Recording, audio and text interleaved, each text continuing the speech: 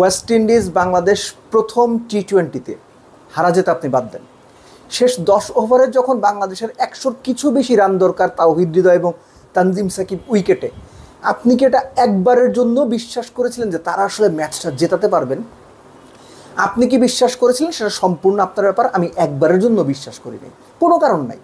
যারা অপোনেন্ট কিভাবে ব্যাট করলো সেটা দেখেও বুঝলো না, শিখলো না, তাদের কাছ থেকে কোনো কিছু আশা করার আসলে নাই।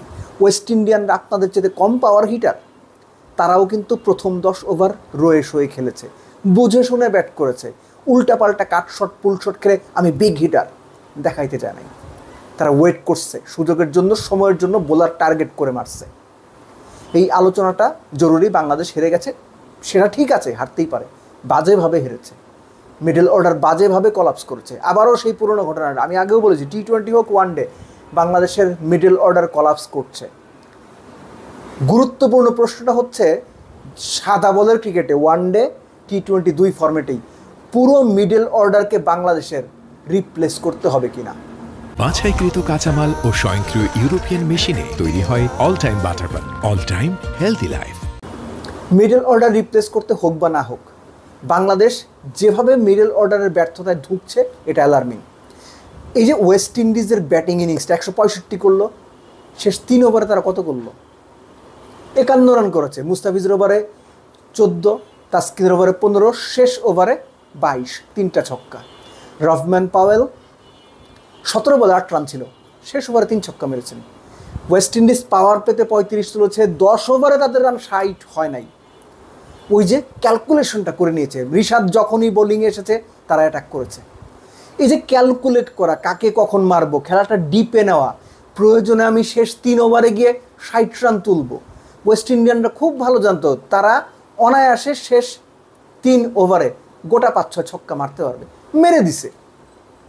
তো যখন 165 হয়ে গেল তখন কিন্তু বাংলাদেশ চাপে। অথচ বাংলাদেশ এই যে ওয়েস্ট ইন্ডিজের ব্যাটিংয়ের ধরন সেটা দেখেও শিখল না। উইকেট যেমন এখানে 160, আমার মনে হয়েছে খুব বেশি রান না।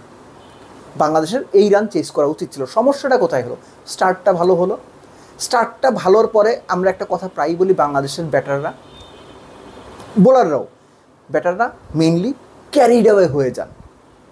এই যে ধরেন আমি শট খেলছি, খেলতেই থাকবো, কোন বল, কোথায় ফিল্ড সেট আপ, কী প্ল্যান অপোনেন্ট করছে, চিন্তা ভাবনা কোনো বালাই নেই।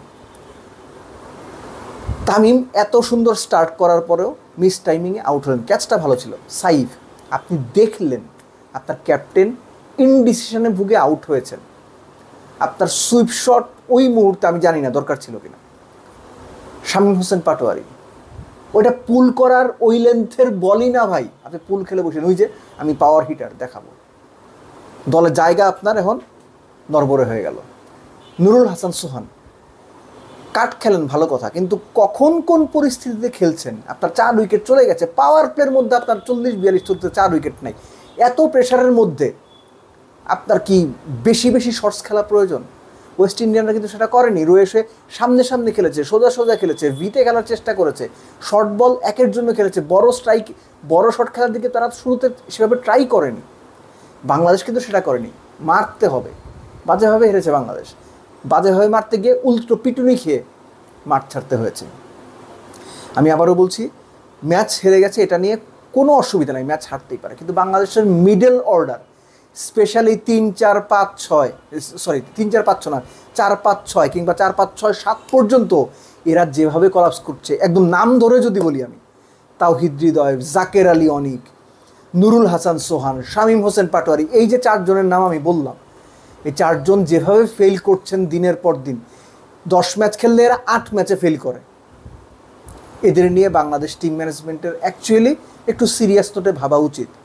কারণ সামনে টি-20 বিশ্বকাপ, তাদের নিয়েই যদি ক্যারি অন করতে হয়, আপনারা বিশ্বকাপের আগ পর্যন্ত তাদের খেলান, যেমন পারফরমেন্সই হয়।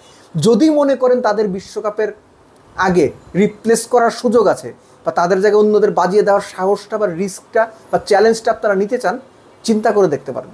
যদি রিস্ক নিতে চান তাদের নিয়ে ক্যারি করেন, আর যদি মনে করেন যে না, এদের অবস্থা তো ভালো, নাম বিশ্বকাপে আবারও ভরাডুবি হবে, তাহলে কিছু নাম সামনে আছে, যেমন ইয়াসির আলী চৌধুরী রাব্বি, আকবর আলী, এই নামগুলো নিয়ে একটু চিন্তা ভাবনা করতে পারেন। দলে আনতে হবে না, যেভাবে মিডল অর্ডার কলাপস করছে এটা ভালো কোনো সাইন না। এটা দিনের পর দিন সিরিজের পর সিরিজ হয়ে আসছে, কখনো টপ অর্ডারের কারণে, কখনো বাংলাদেশের বোলারদের সফলতার কারণে। লাস্ট সিরিজগুলোতে মিডল অর্ডার যেভাবে পরিমাণে খারাপ খেলেছে সেটা ওই পরিমাণে আলোচনা হয়নি, বা তাদের রিপ্লেস করার বা বাদ দেওয়ার বিষয়টা আলোচনা হয়নি। কিন্তু টি-20 বিশ্বকাপের আগে এই আলোচনাটা হোক বা না হোক, আলোচনাটা বা চিন্তাটা মাথায় থাকা জরুরি।